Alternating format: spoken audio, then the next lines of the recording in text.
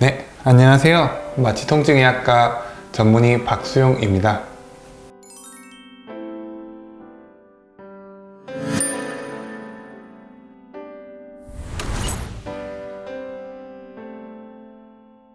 발바닥에 오는 통증은 여러 가지가 있을 수 있습니다. 그 중에서 좀 흔히 나타나고 대표적인 것이 족저근막염인데요. 일단은 족저근막이라는 것이 뭐냐면 발 뒤꿈치 뼈에서 이제 발가락 앞쪽까지 이제 근막이 나타나는 건데요.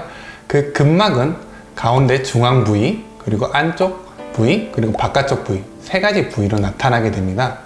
이쪽 저쪽 근막은 이제 발의 아치를 유지를 하고 발의 충격을 흡수하는 역할을 함으로써 이제 발을 들어 올리는데 도움을 줌으로써 보행할 때 도움이 많이 되도록 합니다. 그래서 이러한 족저근막에 이제 콜라겐 성분에 이제 염증이 생기거나 변형이 생김으로써 통증이 나타나는 것을 족저근막염이라고 할 수 있습니다. 이건 성인의 발 뒤꿈치의 대표적인 원인 질환입니다.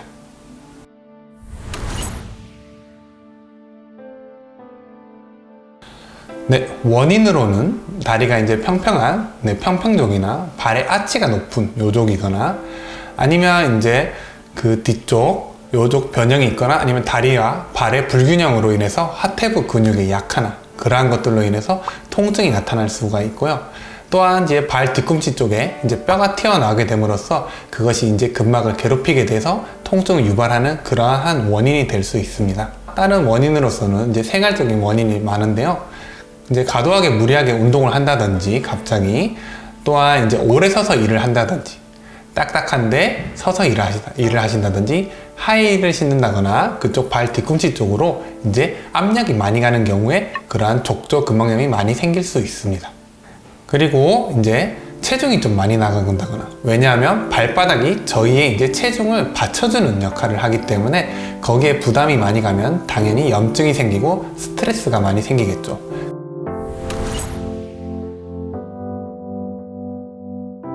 증상으로는 이제 가장 대표적인 것이 아침에 일어나 첫 발을 디디었을 때 너무 아픈 통증이 나타난다. 이게 대표적인 예고요. 또한 이제 주로 발 뒤꿈치 그리고 안쪽 아까 세 가지 가지가 있다고 했는데 보통 중안이랑 안쪽 부분에 통증이 많이 생기게 되고요. 또한 발가락을 발등 쪽으로 구부릴 때 발가락을 위쪽으로 올릴 때 통증이 나타날 때 족저근막염을 의심할 수 있고 그러한 증상들이 있을 때 이제 빨리 확인을 해 보시는 게 중요하고요. 또한 이제 발에 이제 피로가 쌓여서 생기는 질환이다 보니까 하루 일과가 끝나고 난 뒤에 특히나 오래 서서 일을 하시는 캐셔 분들이나 아니면 오랫동안 운동을 하고 계시는 분들이나 저녁 하루 일과가 끝났을 때 통증이 나타날 때 족저근막염을 의심할 수 있습니다. 또한 족저근막염을 이제 진단하기 위해서는 여러 가지 것들이 필요한데요. 제일 기본적인 거는 일단 증상이 우선입니다.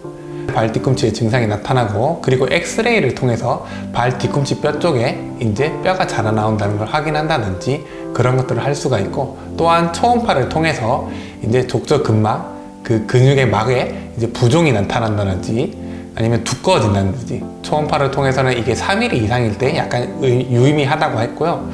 그리고 또한 염증이 있다든지 파열이 있는 걸 볼 수가 있고 일단 무조건 가장 정확한 건 MRI일 수 있습니다. 하지만 거의 대부분의 환자에 있어서는 증상으로 많이 진단을 하는 질환입니다.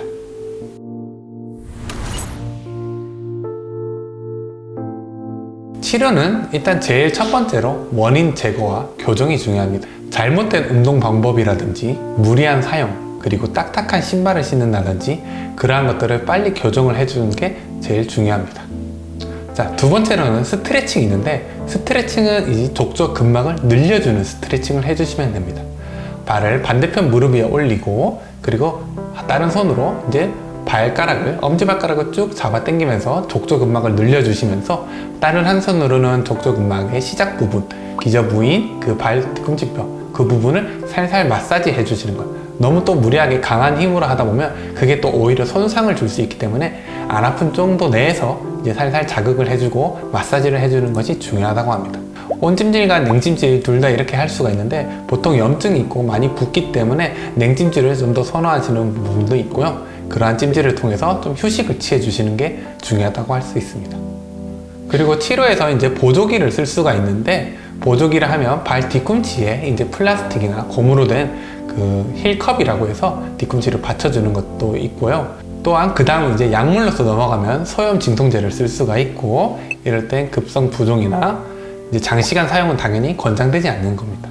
이제 발 뒤꿈치 그 기저부에다가 직접 주사를 할 수가 있는데, 주사를 이제 너무 자주 맞으시는 것은 좀 피해 주셔야 되는 게, 그러한 주사들에 의해서 지방층이 얇아져서 또 통증이 나타날 수 있기 때문에 아프실 때마다 주사를 맞는 것이 중요하고, 아플 것 같은데 미리 주사를 맞는 것은 권해드리지 않습니다. 그리고 주사를 맞고 좀 괜찮아지신다면 이제 체충격파 등을 통해서 또한 다른 보조적인 치료를 통해서 더 강화를 하거나 증상을 좀 완화시킬 수 있다고 합니다. 그리고 마지막으로 이제 수술적인 치료도 있는데요. 이거는 극히 드물기도 하거니와 수술을 하다 보면 이제 신경 손상이나 다른 합병증들을 생각해야 되기 때문에 신중하게 고려해 주시길 바랍니다.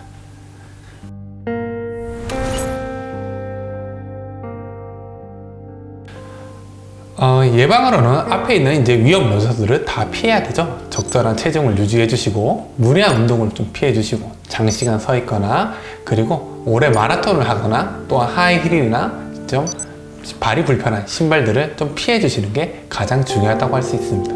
그리고 통증이 나타날 때 너무 참지 마시고, 초반에 통증이 나타날 때 빨리 오셔가지고 치료를 해서 더 오래 치료를 안 할 수 있도록, 그러한 것들이 일단 증상이 나타났을 때 빨리 병원에 내원하시는 게 중요하다고 할 수 있습니다.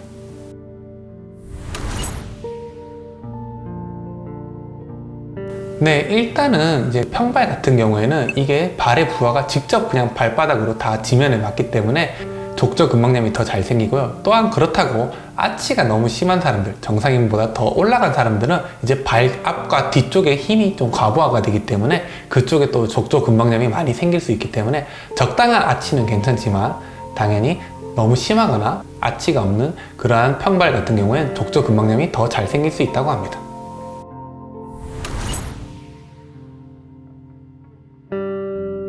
네, 족저근막염이 이제 흔한 질환이기도 하고 성인들에 있어서 생길 수 있는 질환인데, 이러한 질환들이 왔을 때는 증상이 조금 미미할 때 빨리 와서 빨리 치료를 받는 게 중요하고요. 그리고 치료받고 나았다고 다시 안 걸리겠거니 이런 생각을 하지 마시고, 생활 습관들을 교정해 주시고, 뭐 구두나 그런 걸 신어도 되는데 그런 걸 좀 자제를 해 주시는 게 중요하고, 중간중간에 쉬어 주시는 게, 오래 서 있는 경우라면 중간에라도 좀 앉아서 아까 얘기했던 스트레칭 같은 것들을 좀 통해서 근막을 좀 풀어주시는 게 중요하다고 생각할 수 있습니다.